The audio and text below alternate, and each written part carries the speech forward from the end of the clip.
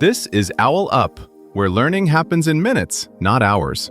For a deeper journey, explore all our courses at owlup.co. Now, let's dive in.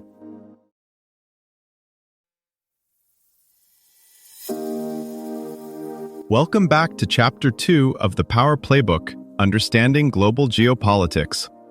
In today's episode titled Cold War Legacies, East versus West, we're going to explore the pivotal events and lasting outcomes of the Cold War that continue to shape our world today. So, let's dive in. A war that ended over 30 years ago is still deciding where missiles sit, which countries feel protected, and who gets a veto at the UN. As you drive, work, or scroll today, you're moving through a world quietly scripted by that unfinished Cold War story. Stand in any major city and look closely. Soviet-era apartment blocks, American fast food chains, surveillance cameras, protest slogans about freedom or sovereignty. These aren't random features, they're residues of a global argument that never fully wrapped up. The labels changed from communist versus capitalist to authoritarian versus democratic, West versus rest, or rules-based versus multipolar, but the underlying script still nudges who trusts whom, which borders feel negotiable, and what counts as a threat. That script reaches inside countries too. School textbooks, state media, and even pop culture often carry subtle Cold War-era assumptions about heroes, villains, and our place in the world. Like background music in a cafe, you may not notice it, yet it quietly shapes the mood, how societies justify military budgets, explain economic pain, or rally support when new crises flare. Walk through your newsfeed and notice how often stories cluster around the same few hotspots: Ukraine, Taiwan, the Korean Peninsula, tensions over spheres of influence. These aren't random crises, they sit on old fault lines that never fully healed. Trade routes, fiber optic cables, energy pipelines, and military bases often trace decisions made decades ago, then simply upgraded with newer hardware. Even debates about internet censorship, data privacy, and foreign interference inherit instincts shaped when information itself was treated like a weapon to be controlled, courted, or feared. Look closely at the East versus West labels, and they start to blur around the edges. Formally, the blocs dissolved, but the habits they trained into states, elites, and even citizens outlived the flags. One habit is the idea that security is something you buy in bulk and store in alliances. NATO on one side, a looser web of partnerships around Russia and China on the other. When NATO spends over half of global military budgets, that's not just hardware, it's a signal about whose protection is considered normal and whose buildup is seen as suspicious. Another habit is reading local events through block-colored glasses.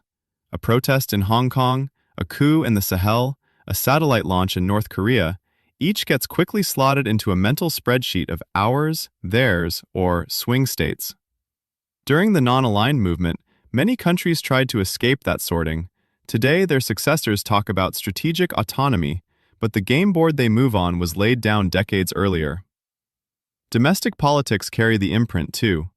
Constitutions drafted under occupation or ideological pressure still shape what counts as legitimate opposition, how easy it is to declare emergencies, and who controls the military.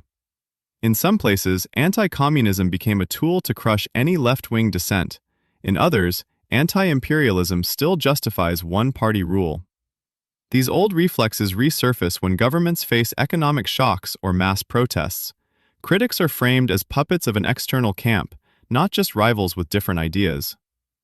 Economically, the toolkit of sanctions, export controls, and aid packages descends from earlier struggles over who would industrialize under which rules.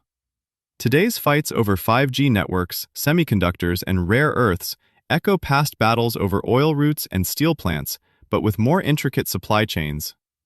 Think of a modern smartphone, parts designed in one ex-Cold War block, assembled in another, with critical minerals mined in countries that once tried to avoid choosing sides. When tensions spike, that invisible web becomes a battlefield without gunfire.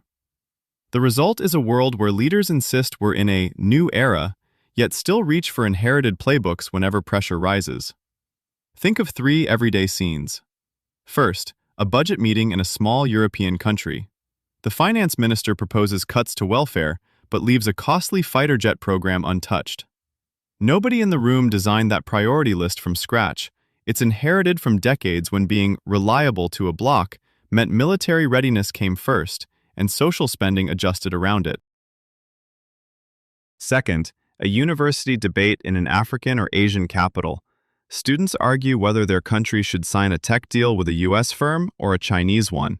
The terms, security guarantees, training, data access, echo older development offers, just repackaged around apps and cloud services instead of railways and dams. Third, a startup founder pitching investors. One asks, will this product pass US export controls? Another worries whether hosting servers in a certain country will scare off clients. The founder isn't thinking about ideology, but their entire business model bends around lines first drawn in a different century by people solving different fears. Elections, online platforms, and even climate talks now double as testing grounds for post-Cold War identities. A data privacy law in Brazil, a protest slogan in Thailand, or a satellite launch by the UAE can all trigger quiet recalculations in distant capitals.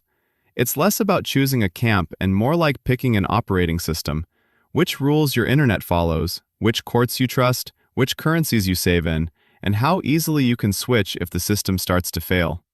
So the East versus West map you inherited isn't destiny, it's firmware. New actors, from climate-vulnerable islands to gig workers and open-source coders, are quietly rewriting parts of it, choosing tools, alliances, and narratives that don't fit neat blocks. The more you notice those edits, the more room you have to question whose update you'll install next. Try this experiment.